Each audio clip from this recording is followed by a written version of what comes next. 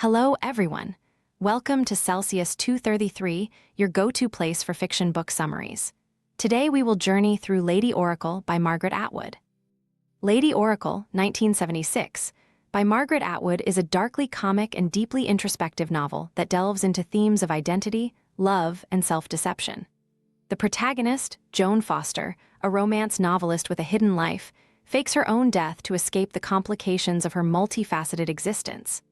The book oscillates between humor, mystery, and emotional depth, showcasing Atwood's masterful exploration of the human psyche. Plot summary: Joan Foster had always been an escape artist. Her life was a patchwork of secrets and reinventions, each stitched together to obscure the messy reality she wished to leave behind.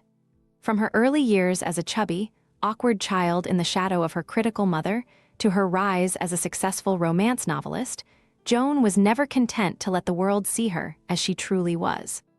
Her latest act of evasion, faking her own death and fleeing to a remote Italian town, seemed like the ultimate triumph of her craft. But as Joan tried to unravel herself from her past, she found that no amount of running could free her from the web she had spun.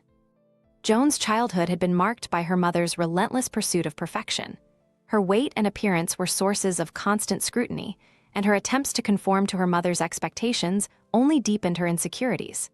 Relief came in the form of her Aunt Lou, a rebellious and unconventional woman who provided Joan with glimpses of freedom. Aunt Lou's secret stash of money became Joan's lifeline, enabling her to escape the oppressive environment of her home.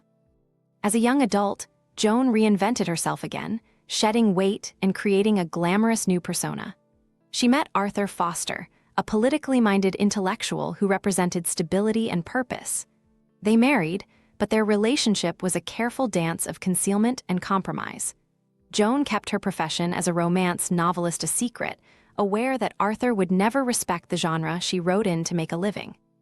Her books, a blend of gothic romance and escapist fantasy, were a reflection of the life she longed for but could never have.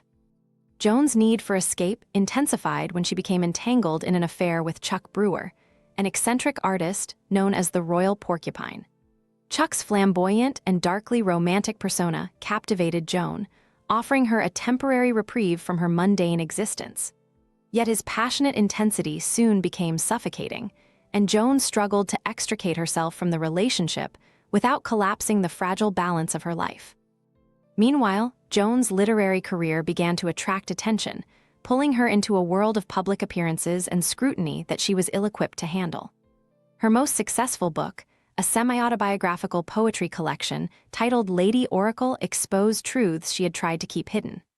The unexpected success of the collection brought both acclaim and unwanted attention, including from a journalist, Fraser Buchanan, who sought to uncover the secrets of her past. Joan's delicate house of cards began to wobble as these disparate elements of her life collided. Arthur became increasingly disillusioned with her evasions, Chuck's possessiveness turned dangerous, and Buchanan's inquiries threatened to reveal her carefully guarded truths. Desperate and overwhelmed, Joan devised her most daring escape yet. She staged her own drowning, leaving behind an empty dress on the shores of Lake Ontario, and disappeared into the anonymity of Europe. In the small Italian town of Terremoto, Joan attempted to start anew. She dyed her signature red hair, adopted a modest wardrobe, and lived under an assumed name. But the ghosts of her past followed her even there. Memories of Arthur, her mother, and Aunt Lou haunted her, as did her feelings of guilt and inadequacy. Joan found herself drawn to the rituals of her former life, writing outlines for new novels and revisiting the gothic fantasies that had once provided solace. Despite her efforts to remain invisible, Joan's new life was far from serene. Her landlord, Mr. Vitroni, offered her a sense of uneasy hospitality, and the locals eyed her with curiosity. Joan's paranoia grew as she imagined being discovered, fearing both the collapse of her ruse and the consequences of returning to the life she had left behind. Her solitude was interrupted by a visit from Chuck Brewer, who had tracked her down. His reappearance was a stark reminder that her escape was never as complete as she had hoped. As Joan grappled with her unraveling plans, she also confronted the patterns that had defined her life. The weight of deception, both toward others and herself, became impossible to ignore.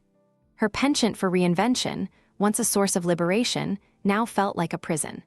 Joan began to question whether she could ever truly escape the person she had been, or if her attempts at transformation were only another layer of illusion. In a moment of clarity, Joan decided to embrace the messiness of her life rather than flee from it. She acknowledged the pain and imperfection that had driven her to escape and accepted that her identity was not something to be erased, but something to be understood. Joan's journey was no longer about running away. It was about finding the strength to face the truth of who she was. Her return to writing became a means of reconciliation, allowing her to confront the contradictions and complexities that had defined her. Joan's stories, once an escape, now became a mirror, reflecting the tangled and often painful beauty of her own life. In doing so, she found a semblance of peace, not by escaping her past, but by weaving it into the fabric of her present. Hope you had fun. There's more where that came from. Explore other books by Margaret Atwood. Find them below or search Celsius 233.